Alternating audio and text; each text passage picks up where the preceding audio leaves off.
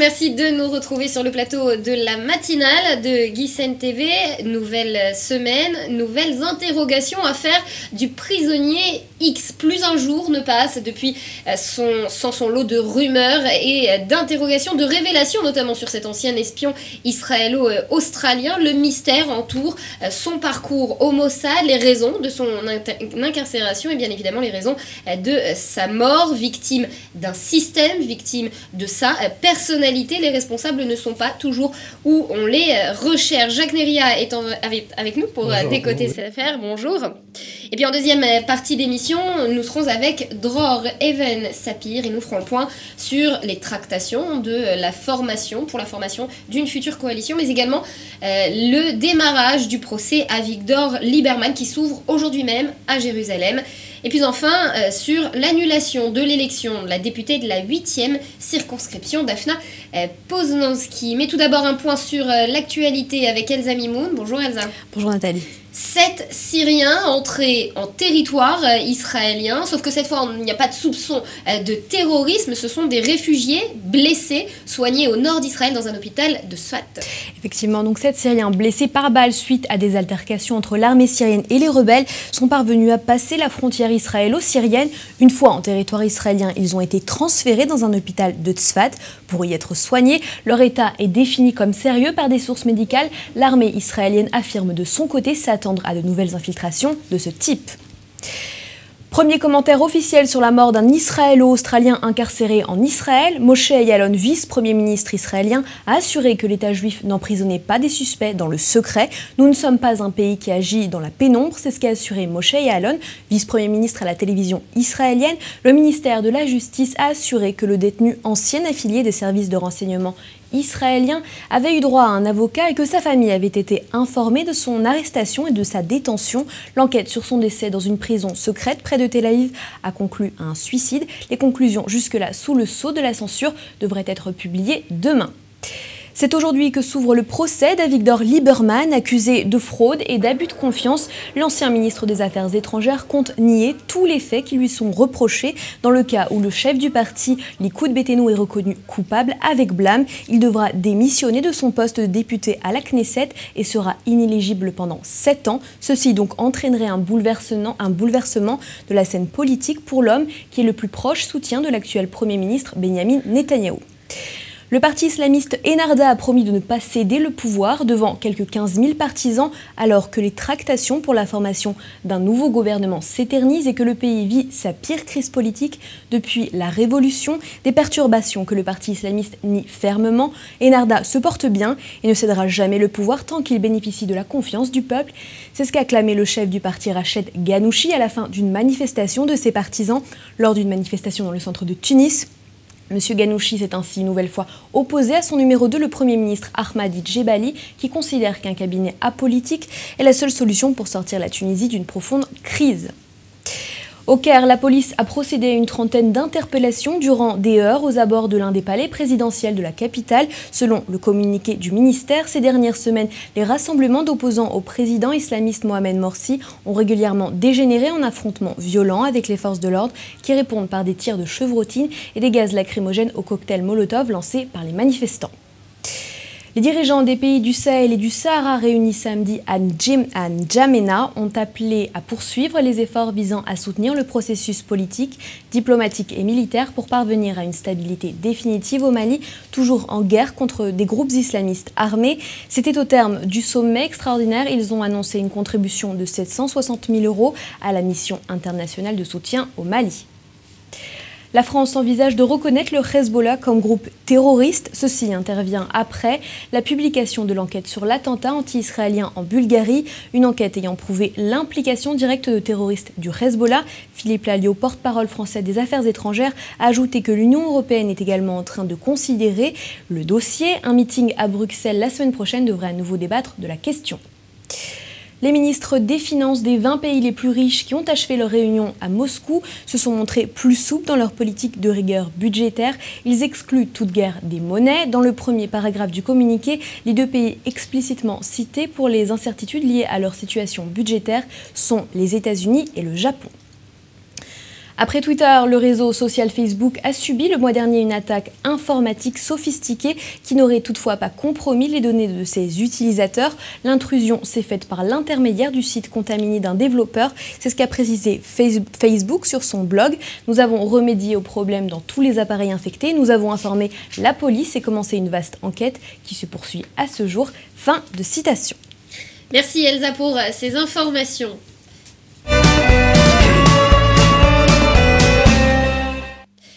Jacques Neyria, bonjour à nouveau. Vous êtes ancien officier des renseignements israéliens. On va parler avec vous d'ici quelques instants de cette affaire un peu à la James Bond du prisonnier X. Mais tout d'abord, un mot de ce dont on parlait en tête de Flash. Ces 7 Syriens aujourd'hui soignés dans un hôpital israélien. Ils sont déjà plus de 700 000 à avoir fui le régime qui s'effondre peu à peu de Bachar el-Assad. Quels sont les risques pour Israël de se voir aujourd'hui devenir un refuge finalement pour les population syrienne? Alors, je vous assure qu'Israël ne sera pas une terre de refuge pour les Syriens, ça je vous l'assure. Tout à fait, il n'y a pas de philanthropie ici, c'est tout simplement, je dirais, un acte pour les médias. On n'est même pas certains de l'identité de ces 7 Syriens, s'ils sont des djihadistes ou s'ils sont de simples citoyens. À mon avis, ça va se limiter à cela. Au cas où la situation va se détériorer et que l'armée syrienne ne pourrait pas tenir les frontières face à Israël, je pense qu'il y a des plans de contingence du point de vue israélien pour faire face à cette éventualité. Et pour l'instant, il n'y a pas à développer ce thème-là plus que cela. Donc voilà pour la Syrie. L'autre affaire qui préoccupe plus finalement que la chute sans fin de Bachar el-Assad, c'est l'affaire du prisonnier X. Alors on va revenir sur la chronologie des faits, mais avant tout, un point. Ces journalistes australiens qui ont été informés, particulièrement bien informés, ça relève pas forcément du hasard. Est-ce qu'il faut incriminer plusieurs journalistes israéliens, les services de renseignement australiens, ou est-ce que finalement c'était leur intention ? Écoutez, il y a eu un échange de renseignements entre Israël et les services de renseignement australiens, c'est certain. Le fait est de savoir qu'est-ce qui est derrière cette intention des Australiens de libérer cette information pour les journaux et ces journalistes-là australiens. Je ne peux pas répondre là, je ne sais pas. Un fait est là, c'est que la famille de M. X était au courant de ce qui s'est passé. M. X avait eu droit à une représentation légale, donc il y avait des avocats, tout s'est bien passé du point de vue légaliste. Donc il y a ici quelque chose qui est impossible à expliquer pour l'instant concernant l'attitude des Australiens envers Israël. Donc au niveau de l'information, il n'y a pas ici, Israël n'a pas caché cette information face aux Australiens, c'est important aussi à noter. Alors, on va revenir sur le fait qu'Israël demande une commission d'enquête indépendante. Est-ce que c'est une façon d'apaiser la curiosité de la presse, finalement, et les interrogations du public israélien, ou est-ce que c'est la possibilité pour le Mossad d'une introspection ? Écoutez, on se prend toujours mal en Israël quand il y a de tels problèmes, parce que ces problèmes-là sont tellement dans notre âme et ça nous prend à cœur que les problèmes de sécurité nationale sont toujours difficiles à traiter. Et généralement, c'est une cause de faute très grave face aux médias, au lieu d'être ouvert dès le début. De toute façon, il y a eu enquête. Monsieur X a été examiné et il y a eu des conséquences qui ont été écrites. Et 3 juges en Israël ont accepté le rapport et finalement fixé ce qui s'était passé. Le problème, c'est le secret qui pèse sur les conclusions de cette enquête. Le secret, là, je dis, le secret est une faute. C'est-à-dire, il faut savoir, Israël, dans son histoire, a eu affaire à des agents qui se sont mal conduits, disons-le très modestement. Je vous rappelle tout à fait le cas de Yehuda Gil, agent du Mossad, qui, pendant plus de 20 ans, a caché le fait qu'il n'avait pas d'agent qu'il traitait. Donc, il était manipulateur, il se manipulait lui-même. Donc, il a passé quelques années en prison, pas dans la situation de M. X. Donc, M. X, sans doute, a fait quelque chose de très grave. C'est pour cela qu'il est considéré comme tel. Mais ce qu'on sait aujourd'hui, c'est qu'il y en a beaucoup des prisonniers X. Il n'y a pas beaucoup de prisonniers X. Ce sont des cas très extrêmes en Israël. L'histoire d'Israël n'est pas pleine de ces histoires. Il y aurait ce monsieur-là, M. X. surtout. Autrement, tous les autres ont été jugés ouvertement, naturellement sous huis clos, mais ils ont été jugés, la presse était au courant. Dans ce cas-là, il y a un problème et j'espère que le gouvernement et les preneurs de décision ouvriront, je dirais, le dossier pour expliquer un peu plus ce qui s'est passé derrière cette affaire. Jacques Neria, vous êtes un fin connaisseur de cette machine. C'est pas la première maladresse du Mossad. Est-ce qu'on doit y voir l'histoire d'un affaiblissement de cette institution ou au contraire des opérations de plus en plus difficiles et complexes à mener? Écoutez, quand Meir Dagan a pris la relève au Mossad, il a décidé de remodeler le groupe en un groupe d'action. Il a dit non, il ne faut pas qu'on soit un groupe de technologie, on n'est pas un groupe de recherche, d'analyse, non, il faut qu'on soit un groupe action. Et depuis, c'est exactement cela. Maintenant, on recrute des agents. Israël et les Israéliens, comme vous le connaissez, les Israéliens, les Sabras ne sont pas des experts en langue étrangère, ne connaissent pas le monde. Donc, je dirais, le recrutement se fait au sein de cette communauté qui vient de l'étranger, dont les langues sont des langues étrangères maternelles et qui ont des passeports qui sont légaux. Et le recrutement, alors, qu'est-ce qui intéressait le Mossad dans la personnalité de Ben Gvir? Le fait que M. X pouvait se présenter comme australien. C'est primordial. Donc, à premier abord, tout agent ou tout manipulé qui le regardait, qui lui parlait, pensait qu'il avait affaire à un Australien et non pas avec un Israélien. C'est le principe de cette gouvernance-là. Est-ce que c'est aussi la facilité administrative qu'offrent les autorités australiennes de changer tous les ans de passeport, de nom et de prénom? Écoutez, les histoires de passeport nous ont je dirais, donné à Israël pas mal de maux de tête. Je vous rappelle l'histoire il y a eu déjà des histoires avec les Australiens, il y a eu des histoires avec les Anglais. Ces passeports-là deviennent de plus en plus difficiles à falsifier, étant donné les données biométriques qu'il faut là-bas. Donc, il faut avoir des gens qui sont honnêtement et légalement, je dirais, étrangers, et qui puissent se présenter non pas qu'en israélien, qui puissent pénétrer dans certains territoires sous d'autres identités qui sont légales. Donc, même si jamais ils sont à être doutés, une fois vérifiés, on voit que ce passeport est légal, les données à l'intérieur sont légales, donc c'est automatiquement, ça protège l'agent.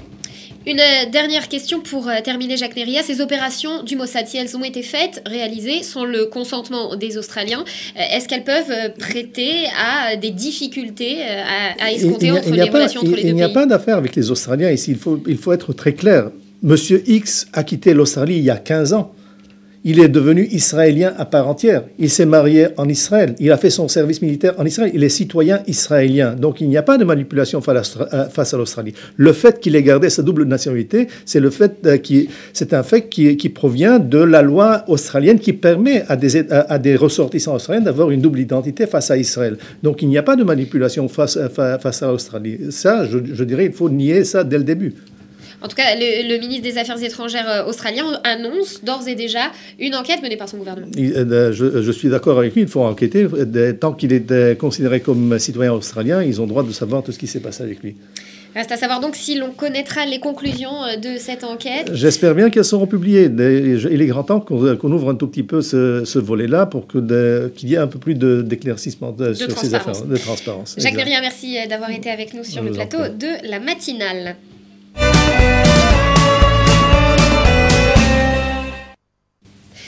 On passe à présent à vous, Dror Even Sapir, bonjour. Bonjour, merci de Nathalie. Nous avoir rejoints. Deux actualités politiques vont faire parler d'elles cette semaine. L'accord entre Yair Lapid et Naftali Bennett qui met des bâtons dans les roues du premier des ministres israéliens et le procès d'Avigdor Lieberman. On s'intéresse en premier temps sur le procès d'Avigdor Lieberman. Quelles sont les probabilités de ce procès de se solder par une inculpation de l'ancien ministre des Affaires étrangères? Il est encore un peu tôt pour le dire. Le procès va s'ouvrir aujourd'hui, aujourd'hui même, au tribunal de paix de Jérusalem. Il faut peut-être un petit peu rappeler les faits, rappeler ce qui est reproché à l'ancien ministre des Affaires étrangères. C'est l'affaire de l'ancien ambassadeur d'Israël en Lettonie, un certain Zeev Ben-Arieh, qui aurait été promu par Avigdor Lieberman en échange de quoi? Eh bien, Zeev Ben-Arieh, ce même Zeev Ben-Arieh, aurait fourni à Avigdor Lieberman, alors qu'il était ambassadeur dans un autre pays balte, des informations confidentielles et classées concernant l'enquête menée par la police israélienne sur Avigdor Lieberman en Lituanie, puisqu'il était reproché à l'époque à Avigdor Lieberman d'avoir eu, des relations d'affaires un petit peu douteuses. Bon, justement, des détails, on en a, des preuves, beaucoup moins. Non, on a des preuves. On a des preuves qui ont permis tout de même à la police de déposer un acte d'accusation contre la personne d'Avigdor Lieberman pour fraude et abus de confiance. Ce sont les deux chefs d'accusation qui ont été retenus.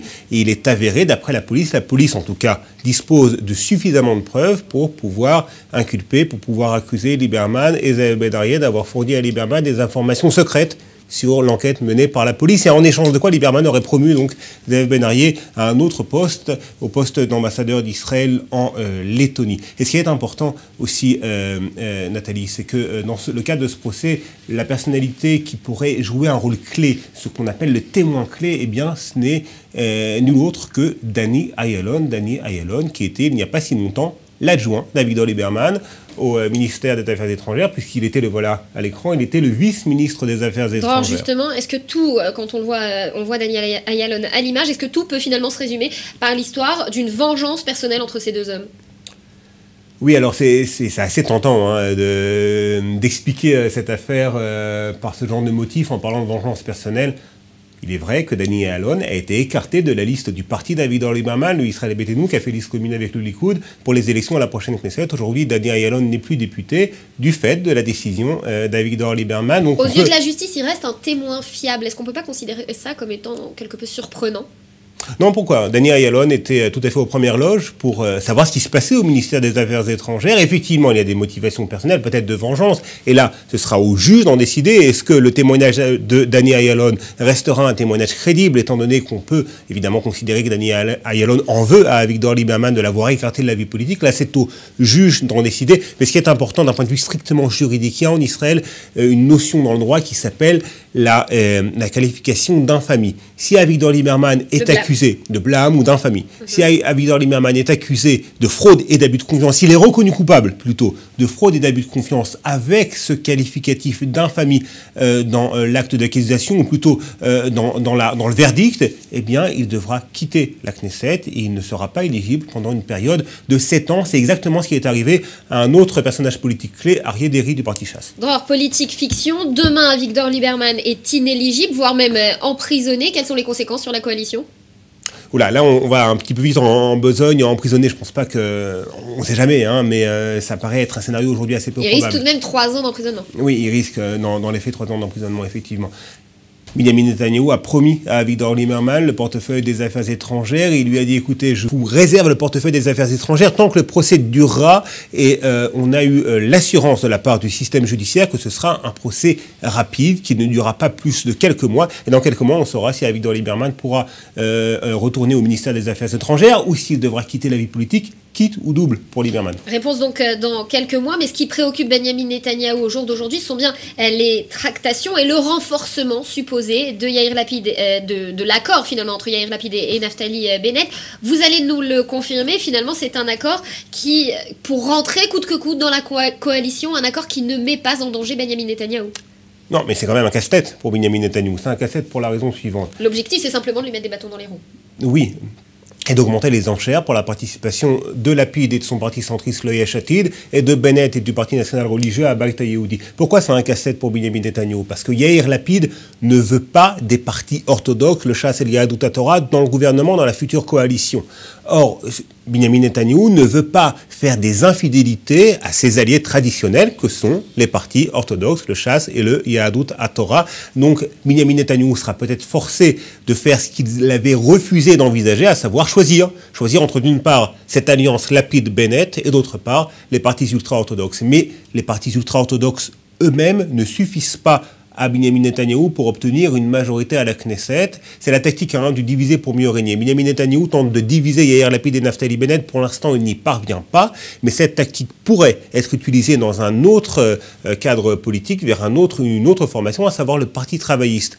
La chef de file du Parti travailliste, Sheli Yachimovitch, a dit et redit qu'elle refusait de participer à la coalition de Benjamin Netanyahou parce que les divisions idéologiques concernant notamment le budget de l'État, concernant la politique économique amenée, sont très importantes importante entre le Likoud d'une part et le Parti travailliste de l'autre, mais on murmure qu'au Likoud, on n'a pas tout à fait renoncé de convaincre une partie des députés travaillistes qui pourraient être suffisamment nombreux pour faire scission, pour quitter le Parti travailliste et pour renforcer l'éventuelle coalition de Benyamin Netanyahou, ce qui pourrait permettre à Benyamin Netanyahou de se passer de Yair Lapid. C'est un peu compliqué. Une rumeur qui a été démentie par Shelly Yahimovitch elle-même. On va se concentrer sur cet accord entre Lapid et Bennett, un accord qui surprend, qui rend beaucoup d'analystes sceptiques, puisque les divergences entre les deux hommes, et notamment sur le dossier israélo-palestinien, sont bien trop importantes et pour être sacrifiées finalement pour une tractation politique.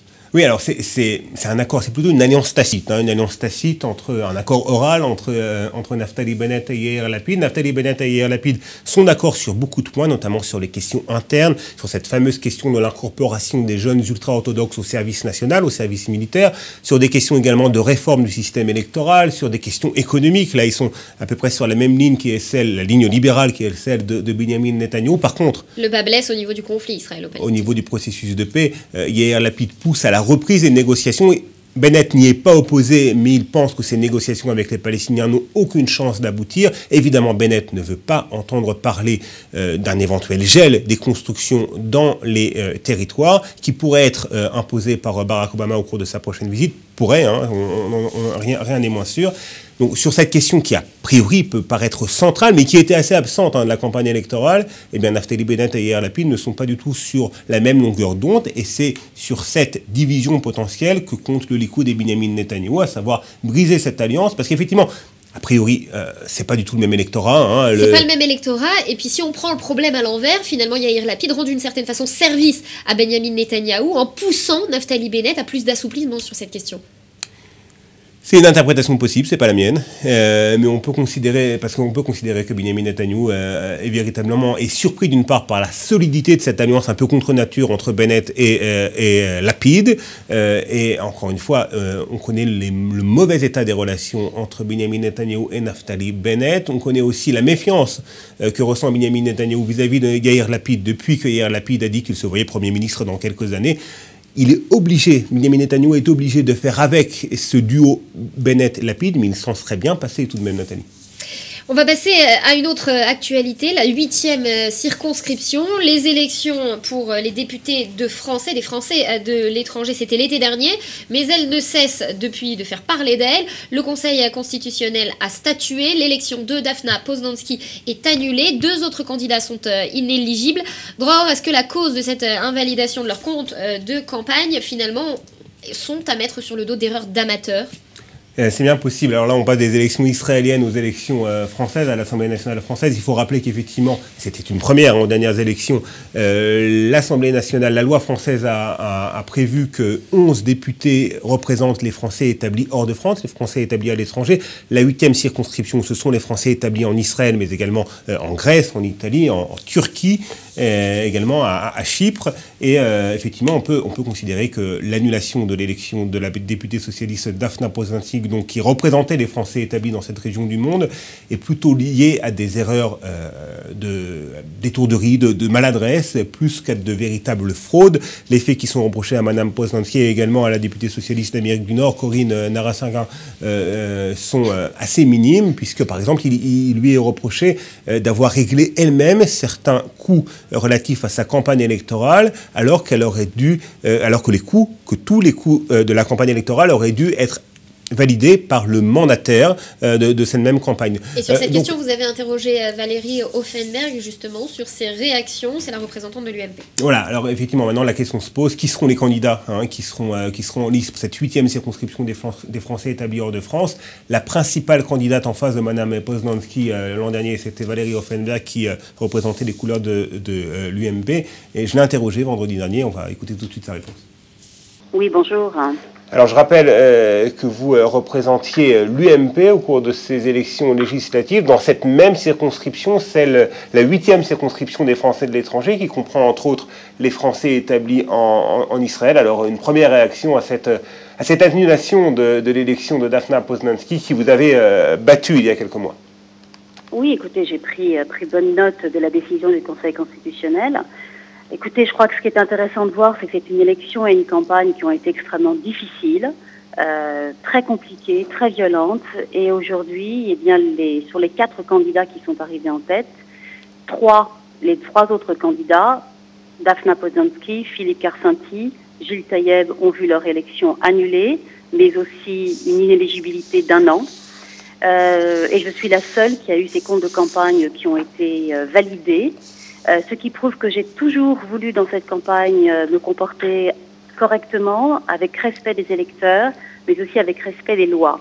Et lorsque l'on veut être élu député, eh bien, nous avons la première obligation qui est de respecter les lois.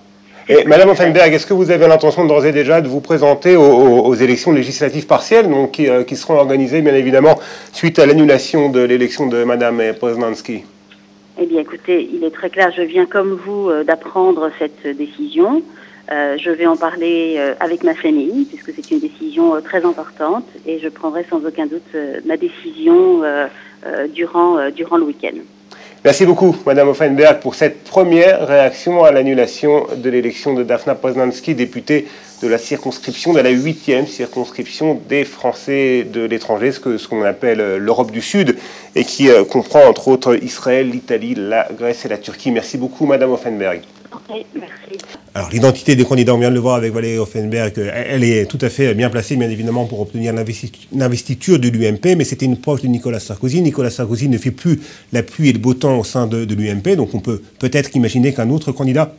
D'ailleurs, il y a un candidat, le délégué de l'UMP en Italie, Alexandre Béjardin, sur son compte Facebook, il a annoncé qu'il se portait candidat. Donc peut-être que Valérie Offenberg ne sera pas l'unique candidate qui a porté ou à vouloir obtenir l'investiture de l'UMP. Et de l'autre côté, du côté socialiste, on murmure de plus en plus le nom de Patrick Lugman, un avocat socialiste, ancien président de l'Union des étudiants juifs de France, donc bien connu de la communauté juive de France. Est-ce que c'est une carte à jouer pour obtenir les suffrages des Israélo-Français? Rien n'est moins sûr. Nathalie. Dror, merci pour ces explications et votre venue sur le plateau de la matinale. Merci Valérie. Nathalie.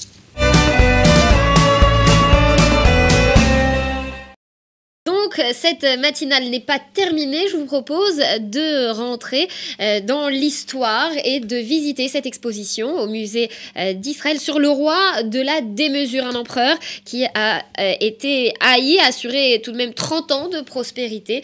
Exposition sur Hérode, ce tyran visionnaire au musée d'Israël. Reportage. Le musée d'Israël inaugure aujourd'hui une ambitieuse exposition d'architecture intitulée Hérode, le dernier voyage du roi de Judée. Mis en place par les Romains, Hérode règne sur la Judée au 1er siècle avant Jésus. Il jouit d'une mauvaise réputation, notamment dans la chrétienté. Cruel et impopulaire, on lui attribue divers massacres. Il fait notamment assassiner sa femme et plusieurs de ses enfants. L'historien Flavius Joseph nous relate toutes les intrigues et les manigances de la cour. C'est un peu la presse à scandale de l'époque. Au final, il nous reste surtout les aspects négatifs du roi. Le roi Hérode, dit le Grand, porte bien son nom tant il fut le roi de la démesure et des grands travaux. Usant de la technologie romaine, il fut un des plus grands bâtisseurs de l'époque, en construisant notamment l'immense chantier de la rénovation et de l'extension du Second Temple et les murailles de Jérusalem. Il était hors norme et défiait les lois de la nature. Il construisait ses palais là où il voulait, même s'il fallait pour cela déplacer des montagnes. Il est le bien-aimé des archéologues car c'est lui qui a bâti la moitié de ce pays. Et on retrouve des vestiges de ses travaux un peu partout. À Masada, Césarée, Jéricho, les Rhodions. Il a construit les bâtiments les plus imposants de l'Antiquité. Poterie, sculpture, mosaïque, Hérode le Grand impressionne par la quantité de vestiges qu'il laisse après lui, comme cette formidable baignoire issue d'un de ses palais. Pour James Snyder, directeur du musée d'Israël, c'est le plus grand projet archéologique du musée de tous les temps. Des pierres de 30 tonnes ont été acheminées des palais et forteresses d'Hérode dans toute la Judée, notamment de l'Hérodion. Ce souverain a réussi à régner pendant 33 ans sur un pays complexe, pris entre l'Empire romain et le monde juif. Et son règne fut une période de paix, de construction et de prospérité. C'est surtout cet aspect-là que l'on voulait mettre en valeur.